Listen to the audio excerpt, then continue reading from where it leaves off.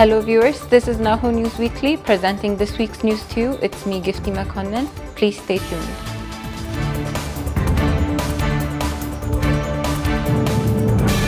As we move on to our first news, the 14th Regular General Assembly of the Ethiopian Religious Institutions Assembly has started.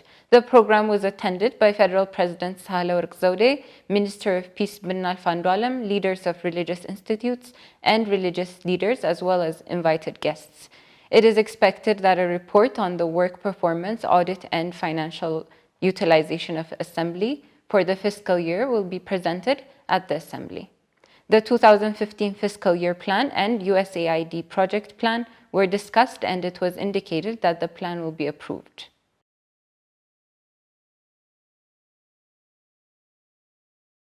The first National Internet Management Conference was held in Ethiopia. In the conference, a discussion was held on the topics of economic and social importance of Internet, equal access and Internet access as a basic right.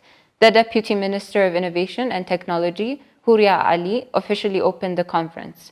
She stated that the Internet is bringing economic, social, and political change in Ethiopia and pointed out that the national development is deeply connected with the Internet.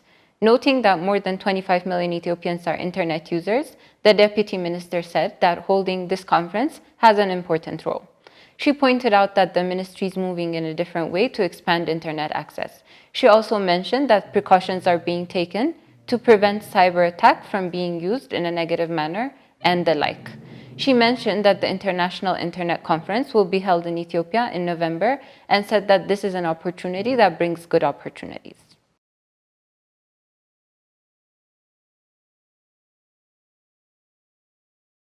Prime Minister Abiy Ahmed stated that Ethiopia has achieved better performance in several macroeconomic indicators in the 2014 fiscal year.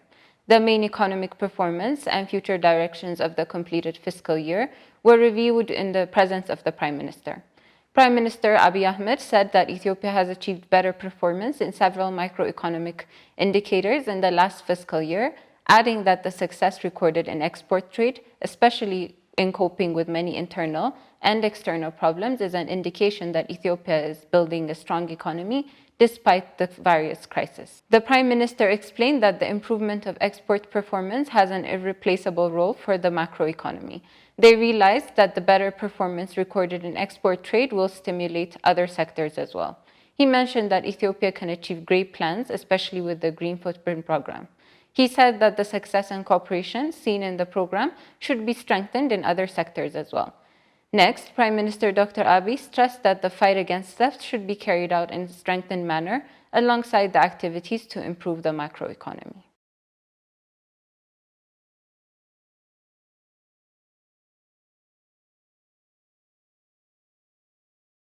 The Minister of Planning and Development, Dr. Fitsum Assefa, said at a forum where the 2014 budget performance report and next directions was reviewed that inflation continued to be a challenge for the macroeconomy in the last financial year.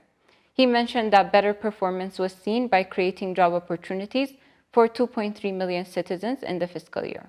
He also said that the rise in inflation is attributed to various international situations, including the war between Russia and Ukraine.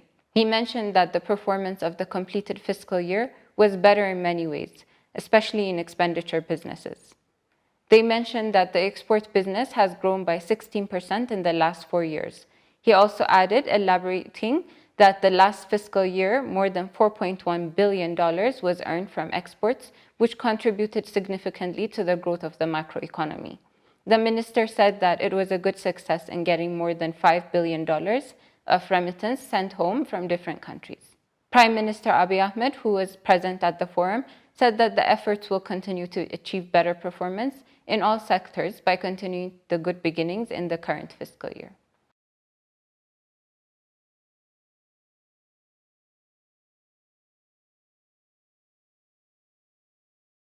The Ministry of Foreign Affairs announced that Ethiopia is closely monitoring the recent China-Taiwan tension. The spokesperson of the Ministry of Foreign Affairs, Ambassador Meles Alem, stated that Ethiopia has maintained its position of one China policy, which it has been promoting for many years. At the same time, he said that Ethiopia has made effective diplomatic activities to strengthen bilateral and multilateral relations. During his meeting with Ethiopian news agency on current diplomatic issues, Ambassador Meles Alem said that Ethiopia is concerned about the diplomatic issues happening in different parts of the world and that it is closely monitoring the recent tensions in the China-Taiwan issue. Ambassador Meles said Ethiopia is one of China's policy did not start today. It is also the position that the Ethiopian governments have firmly held in all relations with China. He pointed out that Ethiopia still has a firm stance on the One China policy and added that the policy is also promoted by the UN and African Union, of which Ethiopia is a member.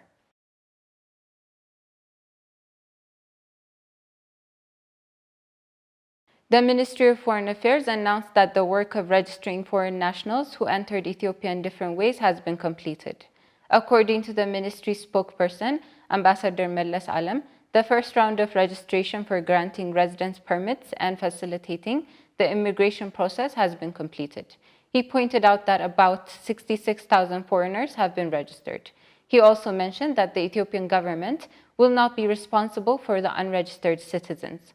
Ambassador Meles pointed out that Ethiopia gives priority to its neighbors in its foreign affairs policy and stated that it's still working hard to strengthen its relations with its neighbors. He said that efforts are being made to preserve the dignity of Ethiopians living all over the world and to strengthen their support for the development of the country.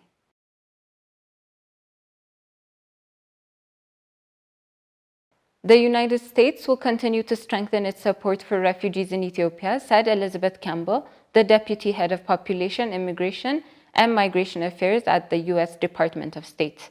The deputy head observed the Eritrean refugees in the Sardo shelter in the Afar region. The deputy chief, who recalled seeing the refugees in Gambela in person, at the same time, they expressed their happiness to see the conditions of the Eritrean refugees in Sardo. The deputy said that since the Sardo refugee shelter has been newly opened, necessary support will be provided to fill the existing infrastructure gaps and create comfortable environment for the refugees. She said that they will pay more attention to the necessary food and related humanitarian works for the refugees at the shelter.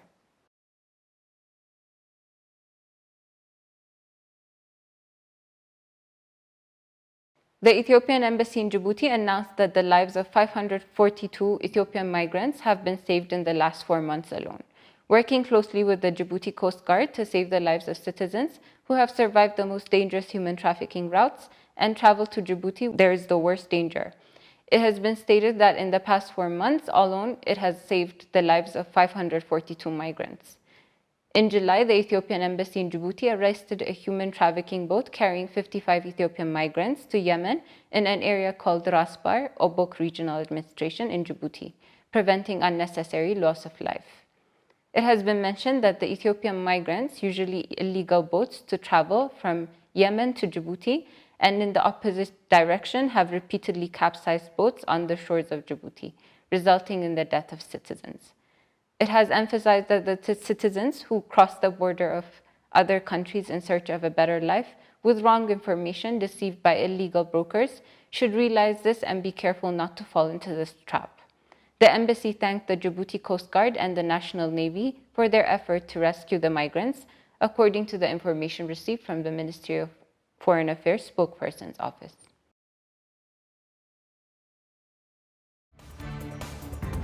That was this week's English news for you. It was me, Gifty McConding, presenting the news.